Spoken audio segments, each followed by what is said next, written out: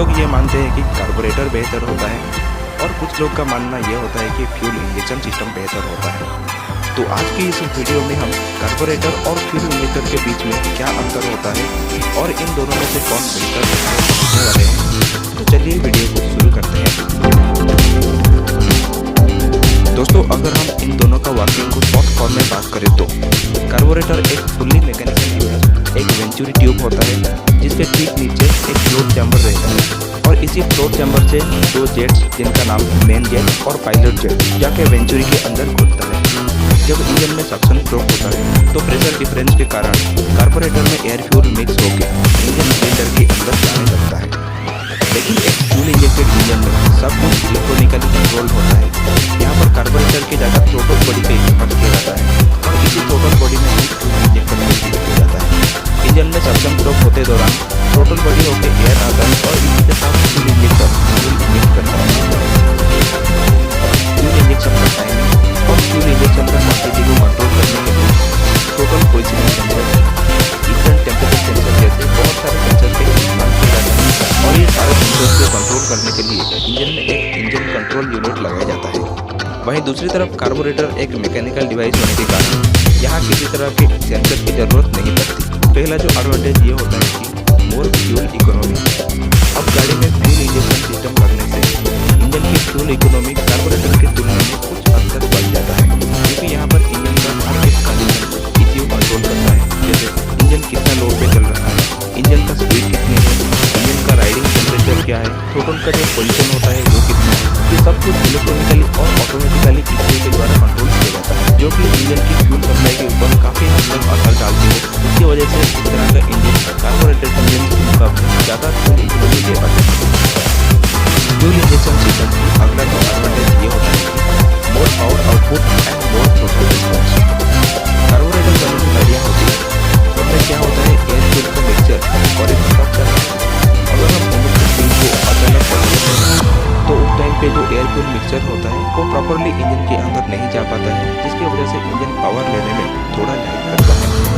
लेकिन जैसे कि अभी हमने बात की है कि FI इंजन्स में इंजन की हर एक एक्टिविटी को ECU के द्वारा रीड किया जाता है और इंजन का रनिंग कंडीशंस के मुताबिक इंजन सिलेंडर के अंदर फ्यूल इंजेक्ट किया जाता है।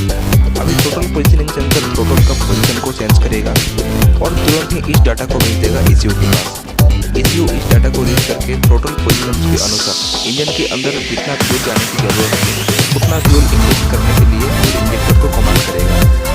आगे फ्यूल इंजेक्टर को ECU के द्वारा मिली हुई जानकारी के मुताबिक इंजेक्टर करेक्ट अमाउंट में फ्यूल इंजेक्ट करेगा और इंजन तुरंत पावर लेने में कामयाब हो पाएगी।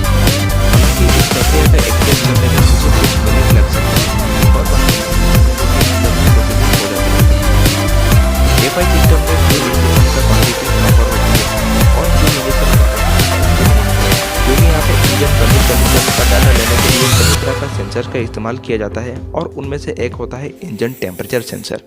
जब भी गाड़ी कोल्ड कंडीशन में स्टार्ट होगा तो ये इंजन टेम्परेचर सेंसर इंजन का लो टेम्परेचर को सेंस करेगा और इस डाटा को भेजेगा ECU के पास।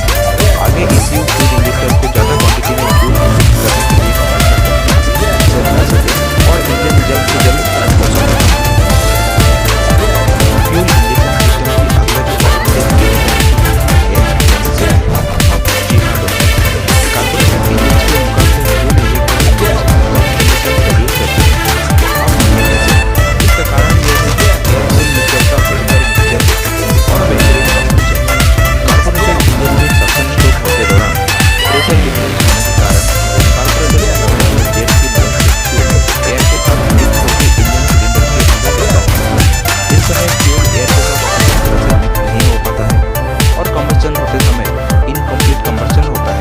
जिसका नतीजा इंजन ज़्यादा हार्मफुल गैसेस एटमॉस्फेयर को छोड़ती है। लेकिन एक फ्यूल इंजेक्टेड इंजन में फ्यूल इंजेक्टर फ्यूल को काफ़ी फाइन इंजेक्ट करता है, यानी भाप के रूप में इंजेक्ट करता है, जिससे ये फायदा हो जाता है फ्यूल एयर के साथ अच्छी तरह से मिक्स हो पाती है और कम्बशन होते दौरान कम्बशन कार्बोरेटर वाली जो गाड़ियाँ होती है उसका यूज करना आसान होता है। कोई भी मैकेनिक हो या मैकेनिक ना भी हो वो अपने कार्बोरेटर को आसानी से क्लीन कर सकता है, आसानी से असेंबल कर सकता है, क्योंकि जो कार्बोरेटर होता है और उनके पार्ट्स होते हैं वो ज़्यादा कॉम्प्लेक्स नहीं होते हैं। फ्यूल पंप का इस्तेमाल किया जाता है जो कि पेट्रोल को प्रेशर के साथ फ्यूल इंजेक्टर तक पहुँचाता है। फ्यूल पंप के लिए पेट्रोल कूलेंट जैसा काम करता है, क्योंकि